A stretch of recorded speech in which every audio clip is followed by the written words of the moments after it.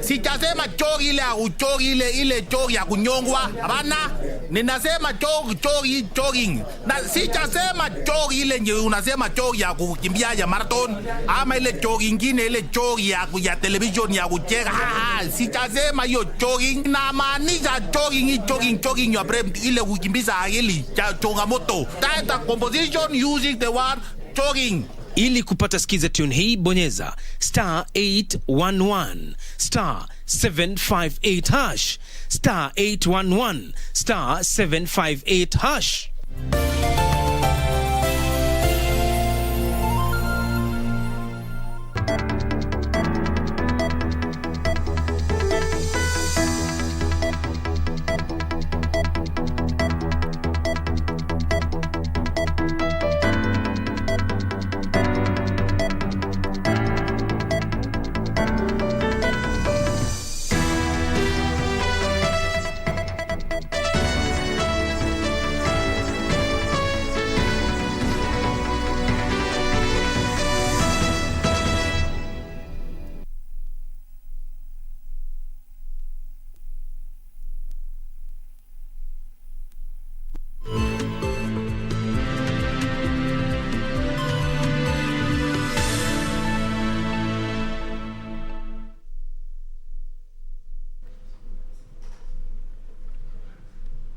Good afternoon. Welcome to Lunchtime News. I trust you're having a lovely Saturday.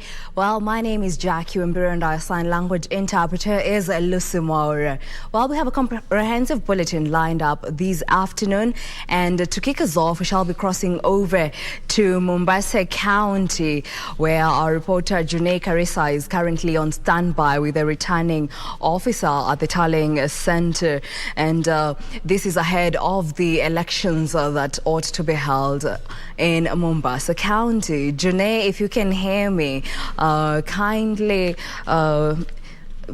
Okay, I'm being told that we shall be picking up that as we proceed. For now, we move on, and tens of drivers and passengers were stranded for 2 nights along the Limuru Road following a massive traffic jam caused by a truck that had been involved in an accident. Drivers using the Limuru Road now want the road expanded following perennial traffic jams they say have adversely affected transportation of goods along the road. Following a massive jam caused by a truck that had been involved in an accident along the busy Maimahi Road, tens of drivers and passengers were stranded for 2 nights. Nimeingia 6 sasa unaona saa hii tunapanda. Sasa nilikuta magari already zimelala huko kwa barabara. Hata sio siku ya kwanza. Kwanza hii jamu imeanza jana saa 10 ama saa 9:30 hivi. Na saa hii hata haijaisha. Usishangae kuna watu wamelala kwa hii barabara. Ile tuliingia 6 haiko inasoga, zilikuwa zimesimama, zimeanza kusoga kidogo kidogo muda wa saa 5:30 hivi. Motorists say traffic started after a trailer lost control and crashed on the busy road on Friday evening. The situation was then worsened by overlapping drivers, leading to a standstill. Following perennial traffic jams along the Maimahi Road, drivers using the road now want the road expanded as they spend a lot of hours on the road. Sababu hata gari moja ikianguka ama ikisimama, kuna venye jamu huwa inaingia. Tuseme gari imeharibikia kwa kona ama mahali sharp, gari lazima kuwe na jamu. Watu wanatesekea hapa. Wengine wanaenda sijui Kisii, wengine sijui Kisumu. Ni kupanua barabara ili sasa kama imesikamana zinapata mahali pa kupenyea, yani barabara yenyewe ni kode sana. Inafaa kuwa ni pana, sababu ni magari mingi na ni magari kubwa ziko na mizigo mizito. Ben Chuma, Lunchtime News.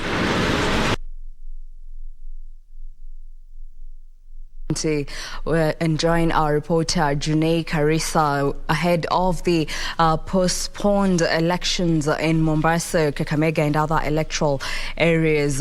And remember, the elections will be held on Monday. And just to listen in on the preparedness of the IEBC on the elections to be held, let's listen in. The security team have also ensured that they get enough security personnel, even from outside this county, to ensure that the process is smooth. We also have enough GSU who will also be around to ensure that the process is smooth. We have seen intolerant remarks being conducted during this campaign period the whole time. What is your clarion call to also the candidates? And also, kuna suala la agents. Are they the parties when they submitted their agents? Are they the agents that were used last time, or they wanaruhusiwa kuleta maagents wengine? Okay, we've been in constant consultation with our candidates. In fact, we had a meeting with the candidates, with the chairman of the commission and the commissioners. There are some things that we had agreed as the commission and the candidates. We agreed that we need to ensure that the election is peaceful. We have had trainings of the chief agents, that is cascaded training downwards to the polling station agents, and we've ensured that we've talked to our chief agents to ensure that the process is smooth. They know what they are expected to do at the tallying centers and at the polling stations. So all these people are aware of what they're expected to do. They are aware of their roles in the polling stations and at the tallying center from tomorrow till 29th, when the voting will be taking place. They are all trained, and some of the agents are the same that were used by these candidates in the general election, and some are new. The candidates have a right to bring agents of their own, and they brought the list of their agents with the required documents. They are all aware that they are supposed to come with documents that will enable them to be admitted into the polling stations and the tallying centers. What measures have you put as a consolidated team to ensure that vurugu ikitokea, you're on standby and you're working around the clock on Monday? And probably to add on that, the incident, for instance, that happened in Mary Clay, what measures have you put in place to ensure that politicians do not disrupt polling? Constant engagement with our candidates, with our stakeholders, and also the security team. They have put measures in place to ensure that there is proper security of the voters, the poll officials, and the poll materials during this day. So we have enough security that will be taken to the polling stations, and we don't expect our candidates or our politicians to cause any chaos, because we have been in constant communication with these stakeholders, and they know their roles, they know what they are expected to do and how they are expected to behave in these polling stations. Swali langu, kiangalia uchaguzi uliopita katika chaguzi zile za kaunti ilichukua hadi Ijumaa kuweza kutangazwa mshindi. Kizingatiwa kwamba hii ni nafasi moja ya uchaguzi. Je, wananchi watarajie kukadiria labda lini utaweza kutangaza mshindi? Sasa kutangaza mshindi, it depends with the process. You know, the voting will take place from 6 to 5 p.m. on 29th. Being a single box for the gubernatorial election only, we don't expect the process to be long. We expect the presiding officers to complete the counting early enough and send the results to the constituency returning officers. So the constituency returning officers will compile the results from the polling stations, come up with 37B, and send the 37A series and 37B to the county returning officer, so that we can have the 37C that will be used to declare the winner of the gubernatorial elections in Mombasa County. One of the political factions had asked Well, those are updates from Mombasa County on the preparedness of the gubernatorial elections to be held come Monday, the 29th of August. Now, we proceed. Governors have resumed offices following Thursday's oath of office ceremonies across 45 counties. The county bosses have now settled down to business as they embark to fulfill their campaign pledges to their electorate. In Kilifi County, new Governor Gideon Maitha Mungaro and his deputy Flora Mbetsa Chibule officially assumed office with former Governor Amaso Jeffa Kingi and his deputy Gideon Saburi in hand to welcome the two. The governor was elected on an ODM ticket, promised to deliver on his pre-election pledges. Expectations are high because we went out there, we saw what the people wanted. We are going to continue the public participation, and of course, we are going to take part of what we had promised.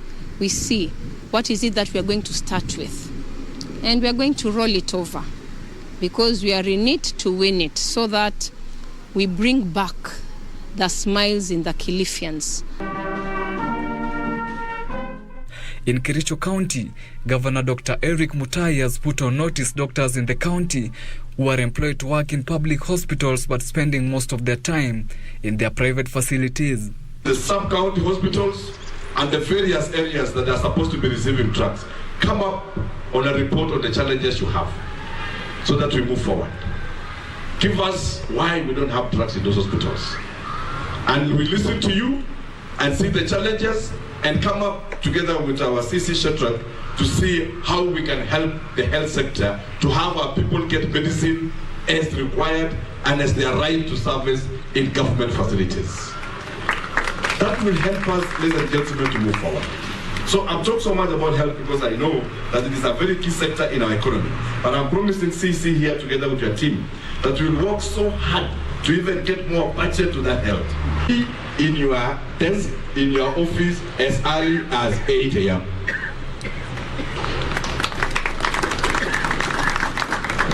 Sounds out. And stay until break, take break, until lunch, go for lunch. Don't be in the office until 10, you go for whiskey. Then we'll have a bit of a problem there. The Kericho second governor was speaking at county headquarters during an interaction and introduction session, which was also attended by outgoing Governor Paul Chepkwony and the Deputy Lily Ngok. For Lunchtime News, I'm Wycliffe Okoth. And now on health matters, Embu Governor Cecily Murere has pledged to undertake sweeping reforms at Embu Level 5 Teaching and Referral Hospital. Murere visited the facility a day after being sworn into office, getting first-hand information from health workers and patients while loading the hospital for a new oxygen plant, which she said was the only project without a pending bill. The governor said she will work towards ensuring the hospital delivers services according to its mandate. The hospital, with a capacity of 600 inpatients, can only accommodate 200 patients.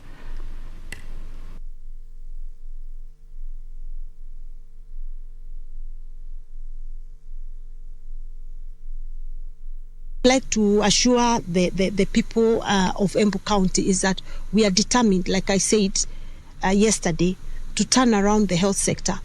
We are particularly determined to make sure this hospital is back to full operation within the first 100 days. At least make sure the basic services are possible.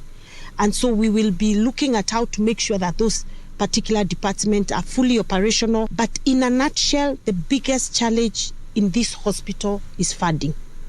There's no proper budgetary allocation to this hospital, and so a lot of things are not there. They have been able to do up to even 160 million in a particular financial year, and that is at optimal operationalization. They've not been able to optimally use the hospital, because when you don't have drugs, then you don't have patients coming in. When you don't have certain services, then patients won't come. That means this is a hospital that can very easily collect up to 500,000 and more revenue per year. So what we want to do is to make sure we pass a bill, come up with legislation that will ensure we go semi-autonomous, allow the hospital to be run in an independent way with its own board. In other news, a Lagdera member of National Assembly, elect Abdikadir Hussein, has promised to construct a mega dam in Mogadishu in a bid geared towards addressing the water crisis in the region that has been hit by drought for the past years. Speaking in Garissa town after meeting his supporters, Abdikadir said he will explore the possibilities of sinking boreholes to save the pastoralists from the stress of travelling for long distances in search of water for both domestic and livestock. He further pledged to construct a modern mega dam in Mogadishu to conserve rainwater. Ongeza kwamba jamaa nadhif umeanza kazi. You hit the ground running. That's good. But the one place ambayo inahitaji attention is Lagdera. Lagdera kuna ile ukosefu wa maji. Kuna ukosefu wa maji. 70% of Lagdera today hawana maji. Mimi nauliza wewe ufanye kazi uanze vile ungeweza kusaidia Lagdera. Na pia national government pia wasikie. County commissioner yuko hapa, I'm sure you get the report every day. Please, I'm appealing to national government pia itusaidie na maji. A section of residents in Ugenya constituency took to the streets of Sega town to protest the decision by the area member of parliament-elect David Ochieng to join Kenya Kwanza Alliance. Business at the township came to a standstill as the protesters decried that what they termed as being auctioned without their consent. According to the aggrieved residents, Ochieng, who is also the Movement for Democracy and Growth Party leader, did not seek their opinion before making the decision to ditch the Raila-led Azimio la Umoja. They were backed by Siaya leaders led by the Deputy Governor William Oduol and GEM Member of Parliament-elect Elisha Odhiambo, who termed the move to join the alliance led by President-elect William Ruto as selfish. Those parties to fold up and leave Azimio. The law has prescribed and has read to us by Anderito that all parties, the MOUs that were signed, but the parties, they remain live. Kenye David Ochieng amefanya tumekasirika sana. Hatukujua eti anaweza enda yeye mwenyewe huko akienda huko Kenya Kwanza, hiyo ajua ameenda yeye mwenyewe. Sisi kama watu wa Ugenya tumebakia hapa na tuko na baba Raila Amolo Odinga. Hiyo tu. Nimekataa maneno ya David kuenda kwa UDA. Hatutaki na arudi atuambie ako huko. Na tuone Kenya tutafanya. Arudi ndio aende. Arudi kwanza ndio atuambie ako wapi. Hatutaki maneno yake, hatutaki kabisa. Now, elected leaders from Bonchari constituency, KBC County, have teamed up to strategize on how to collectively steer development in the region. During a consultative meeting, Member of Parliament-elect Dr. Charles Onchoke and elected members of County Assembly, the leaders vowed to forge a common front on key issues affecting the residents.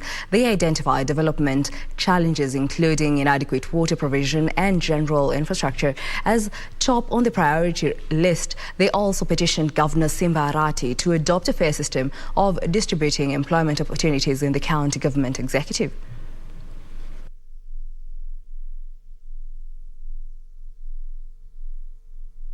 We're looking forward to having a good working relationship. I call the working relationship with the Office of the Governor so that we can bring development of our constituency. We want to bring in our professionals to work with them wherever they are. I want to work with the national government so that our people can benefit from the programs that are out there by government. After all, Monchari is a very, not so big a constituency, so that if we unite, we'll be able to solve our problems very, very fast. Well, that report brings us to a fast break here on Lunchtime News. Don't go too far. We'll be back in a short while.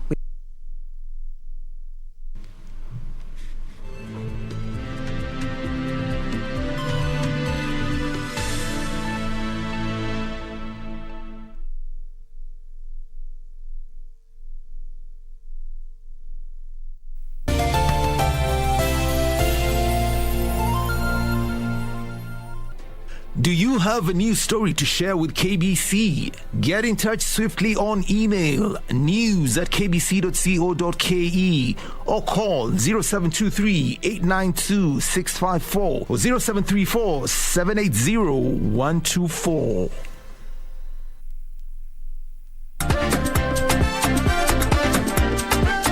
Karibuni sana to the Second Chance TV game show. Tough questions. Virunga National Park is located within which mountain ranges? Aberdare. Aberdare? Is that your final answer? Tough challenges. 3, 2, 1,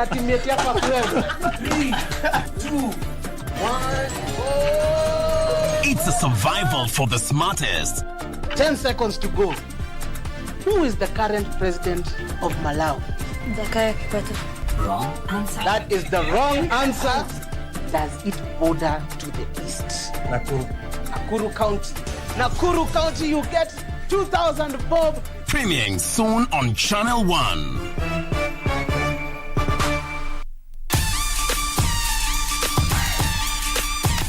For the past 2 weeks, the athletes of Major League Wrestling and the luchadors of AAA have competed in heavy-hitting fights. Oh my God!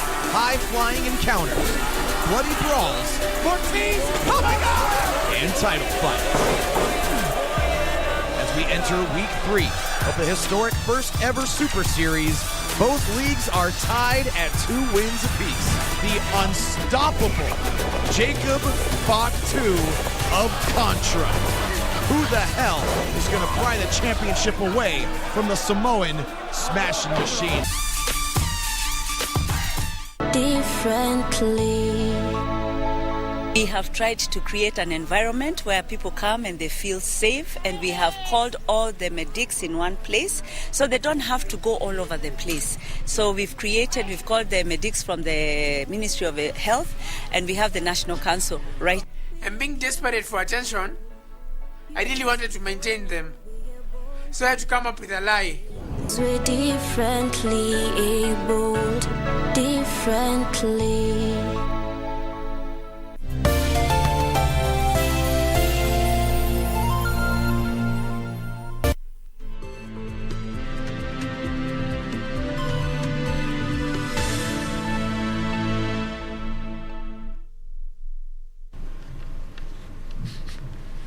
Welcome back. Now let's proceed. A tanker transporting fuel to a nearby country has overturned in Limuru along Kamandura Maimahi Road. According to eyewitnesses, the truck overturned at around 1 a.m. on Friday night. Police officers from Limuru, meanwhile, acted swiftly and dispersed a crowd that was trying to siphon the fuel.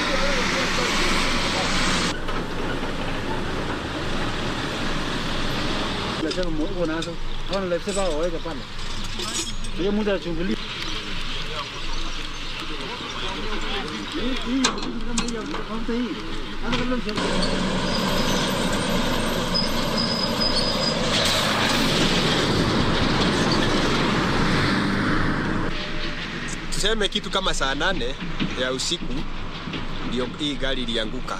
Sasa sijui kama ni zingizi ilifanya gari agushe gari ama ni nini, na ilikuwa inatoka Nairobi, kama sijui kama pande hii ilikuwa inaenda Sudani ama inaenda Kampala, sikujua mahali alikuwa anaenda, lakini kitu kama saa 8 ndio hii gari ilianguka. Na kama traffic walifika hapa kitu kama saa 8:30 hivi, kwa sababu kuanzia saa 7 ndio hii gari ilianguka. Barabara ni nyembamba. Ni barabara ya kuanzia hapa, barabara mbili kuanzia Yaki Highway kwenda Maimayu, barabara inakuanga ni narrow. Hata ukijaribu kutesa kidogo itakuwa imemeka accident. Ni ili wasirue down. Hali ya hewa ni mbaya saa hii. Hali ya hewa ni mbaya, kama inawezekana wao wana travel usiku. Gari kama hizi za kubeba mizigo ya pesa mingi.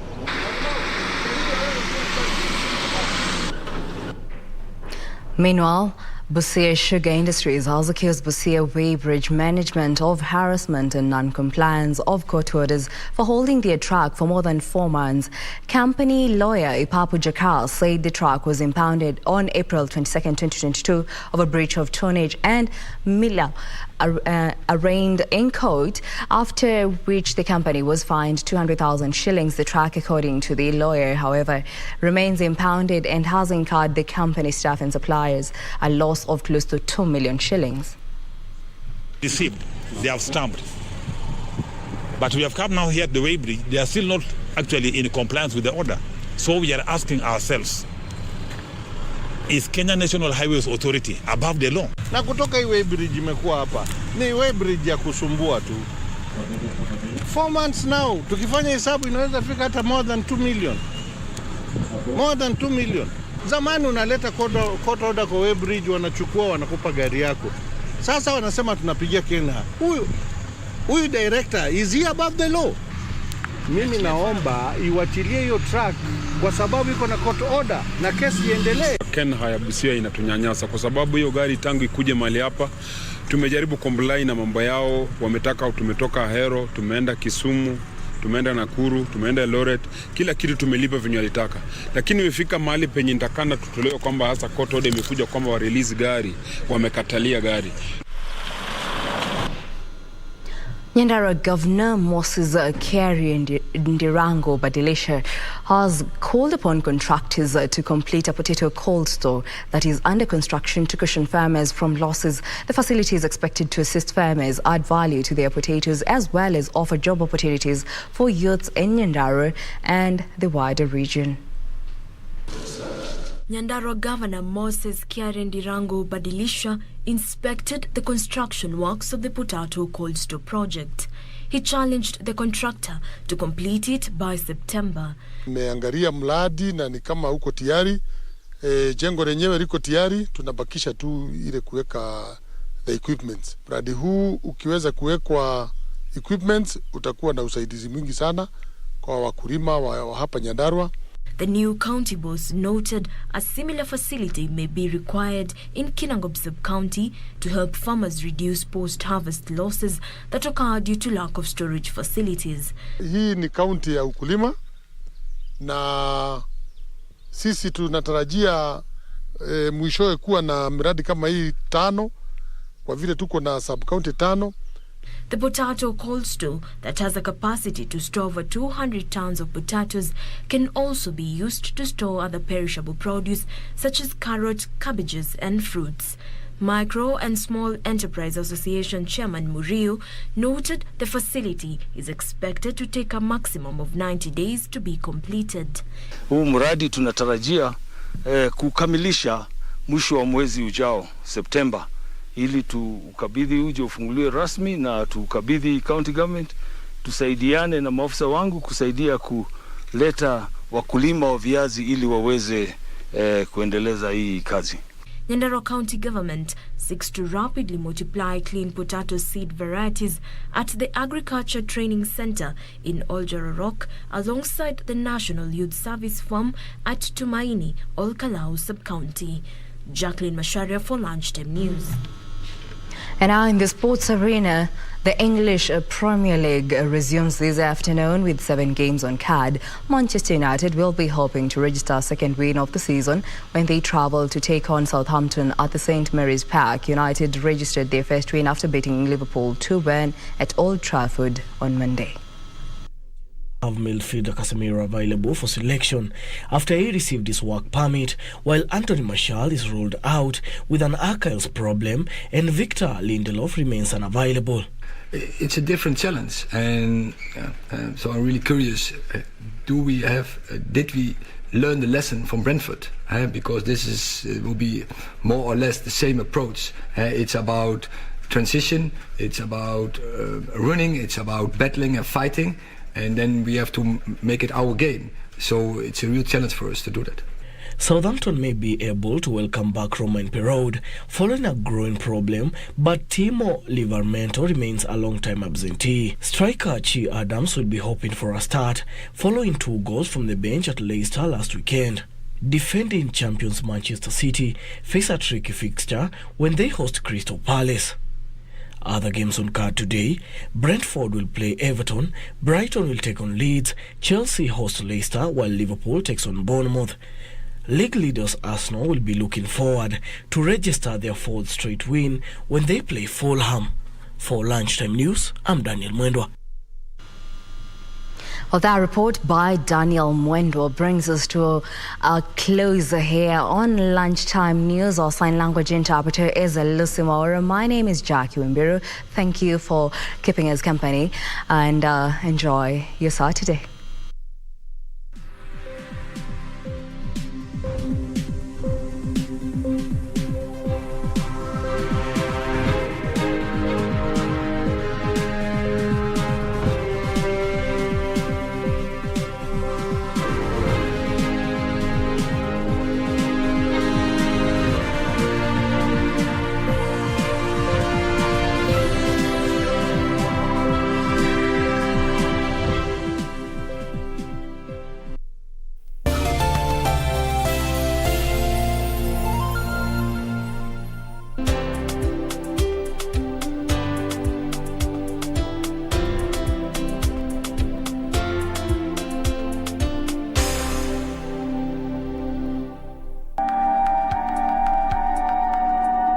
This is one of the finest vodkas that I bought from Russia before.